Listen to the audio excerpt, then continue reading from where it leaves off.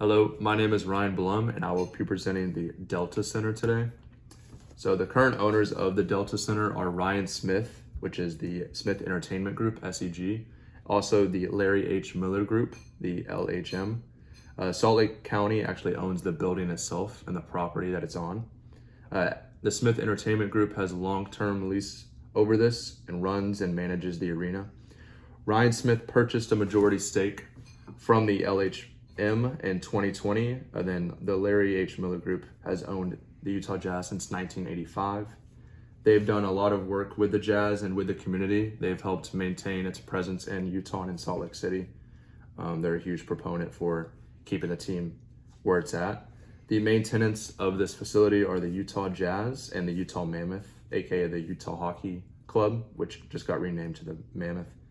The Salt Lake City Stars are an NBA G League team that use this, and then also special events, about 80 to 100 a year, occur at this location, including circuses and wrestling events, concerts, etc. So this facility opened in 1991 as the Delta Center. It got renamed to the Vivint Smart Home Arena, and then it got renamed back to the Delta Center recently.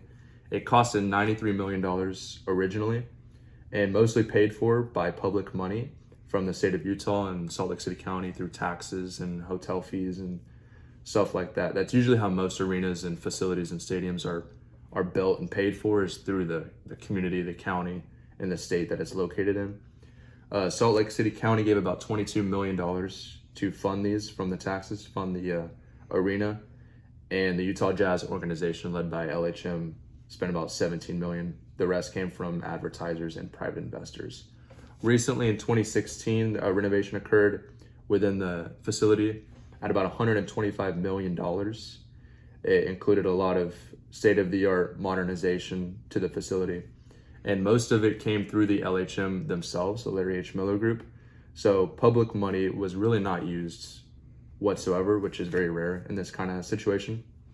The maintenance and future plans, so daily upkeep, obviously, as well as the renovations, funding and maintenance, as well as the county role, which looks after the building structure, Salt Lake County itself. Tech upgrades, better seating for future plans. No big changes have yet to be announced or have occurred, but I would assume with the rise of Salt Lake City and Utah itself, it's become kind of a hub of the Mountain West and a booming city. I would assume they'd be renovating again pretty soon, maybe even expanding. Ticket sales are income for the arena, as well as advertising, such as the naming rights, the Delta Center, then other events, concert and special events add up to about $5 million. So they bring in roughly $50 to $70 million. And here's an image of the concessions that the Utah Jazz actually use. They use a family-friendly kind of concession, which probably gives them even more money. Even though the prices are lower, there's a lot more volume of these concession items that are being paid for. So naturally, the revenue probably goes up even more. They also pay for staffing, obviously the people that work there and help out with the facility, maintenance, and taxes and other fees. The value of the arena is about $70 million, but it's pretty cool because Salt Lake County owns the building itself, like I said, in the property. So all of the taxes that they pay go right back into the county. So they're just paying themselves pretty much, and they can use that for other expenses. This is kind of a table of what I was talking about in this presentation: the cost, the average ticket price, the expenses, and revenue. So they make about 50 to 70 million, and they have to pay about 10 to 15 million, 10 to 20 million actually, in expenses.